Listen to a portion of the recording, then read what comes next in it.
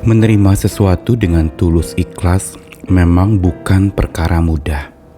Tidak seperti membalikan telapak tangan. Apalagi sesuatu yang kita perlu terima dengan tulus ikhlas itu adalah sesuatu yang memang tidak mudah kita mengerti, tidak mudah kita pahami. Sesuatu yang mungkin berat untuk kita terima dengan tulus ikhlas. Namun, sesuatu yang memang berat untuk diterima dengan tulus ikhlas bukan berarti tidak dapat diterima dengan tulus ikhlas. Hanya memang kita perlu berjuang, perlu ada upaya, perlu ada usaha, dan perlu juga waktu untuk supaya kita bisa menerima dengan tulus ikhlas. Menerima dengan tulus ikhlas juga bukan asal terima saja. Sudahlah, yang penting beres, diterima aja, diikhlaskan saja, tulus saja. Bukan asal terima.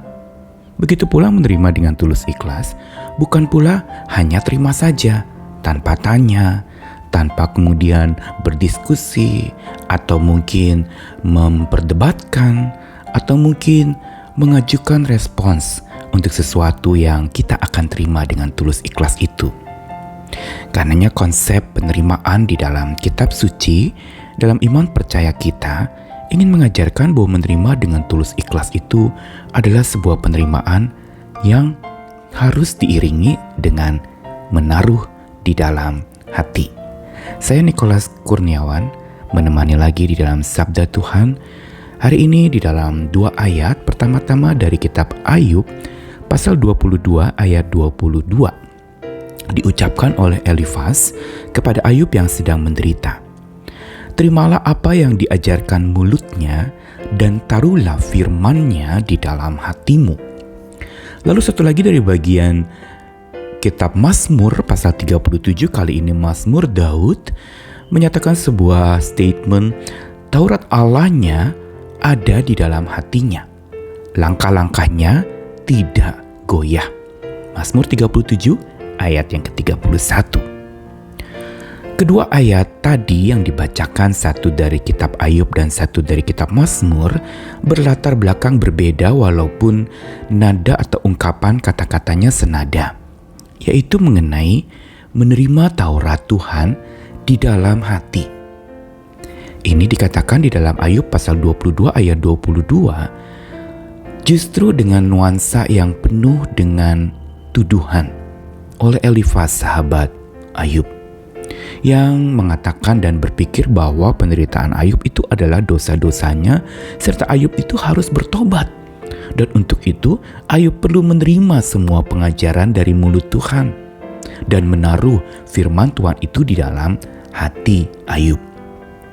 Dan tentu saja ini juga sulit diterima oleh Ayub karena dia merasa tidak ada satu dosa yang dia perbuat yang lalu kemudian dampaknya adalah dia menerima hukuman penderitaan yang dia tanggung waktu itu. Sehingga apa yang Elifaz katakan, sekalipun nuansanya adalah nasihat yang sangat bermakna untuk menerima apa yang diajarkan Tuhan lewat perkataannya dan menaruh firman Tuhan di dalam hati, ini tetap buat Ayub merupakan sebuah tuduhan bagi dirinya. Nah, berbeda dengan konteks Mazmur 37 ayat 31, Daud justru dengan penuh bukan tuduhan tapi keteguhan. Dia menyatakan bagaimana seseorang bisa kuat di dalam menghadapi berbagai macam problema hidup. Bukan melemahkan semangat seperti Elifaz kepada Ayub, tapi Daud justru menyemangati para pembaca Mazmur 37 itu untuk mengatakan bahwa Taurat Allah ada di dalam hati orang percaya. Dan karena itulah langkah-langkah orang itu tidak akan goyah. Perhatikan bagaimana keteguhan hati Daud yang menggerakkan untuk dia mengatakan Taurat Allah ada di dalam hatinya.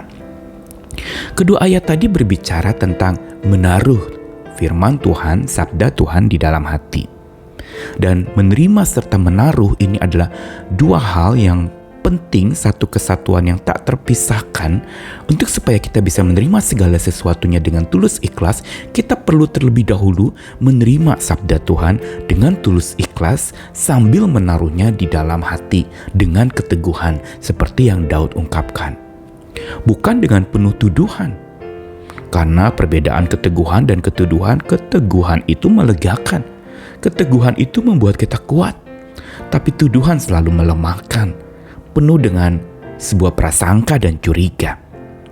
Karena pelajaran hari ini untuk menerima dengan tulus ikhlas akan sabda Tuhan yang membuat kita bisa menerima dengan tulus ikhlas keadaan sekeliling kita, apa yang sudah terjadi menimpa hidup kita, tanpa asal terima atau hanya terima saja, tetapi dengan taruh di hati, dengan keteguhan. Maka ini akan memberi kepada kita sebuah kelegaan. Karena tuduhan akan membuat kita justru makin sulit untuk menerima dengan tulus ikhlas.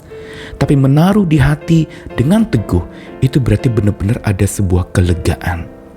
Ada sebuah keikhlasan yang penuh, yang bukan sekedar asal terima atau hanya terima saja, tetapi sungguh-sungguh membiarkan Tuhan bekerja. Seperti kita menaruh sabda Tuhan di hati kita. Bukan sekedar kita terima setelah mendengarkan firman Tuhan atau khotbah atau kata-kata Tuhan waktu kita baca firman Tuhan, tetapi menaruhnya di hati. Berarti kalau menaruh di hati, membiarkan dia memenuhi hati kita.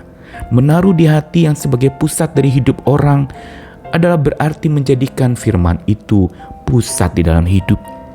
Dan menaruh di hati berarti firman yang ditaruh dalam hati itu akan memberi kelegaan, memberi kepada kita justru malah kemampuan untuk menerima dengan tulus ikhlas, karena kita taruh di dalam hati. Bukan main hati tentu saja, makna taruh di hati itu. Juga bukan sekedar bicara hati-hati, bukan main hati, juga bukan sekedar hati-hati, tapi taruh di hati berarti betul-betul membiarkan hati kita dikuasai oleh kekuatan kasih Tuhan.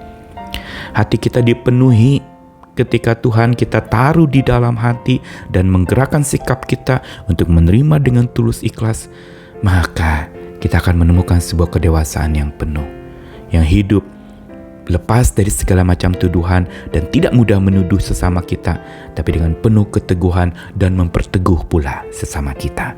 Mari kita belajar menerima dan menaruh di dalam hati. Menerima sabda Tuhan sambil menaruhnya di hati, begitu juga menerima segala sesuatu dengan tulus ikhlas sambil membiarkan apa yang kita terima itu kita letakkan di hati kita. Dan tentu saja tetap dengan pasrah dan teguh kepada Tuhan kita. Apapun yang terjadi, mari belajar kita terima dengan tulus ikhlas sambil menaruhnya di dalam hati. Tuhan memberkati kita sekalian. Amin.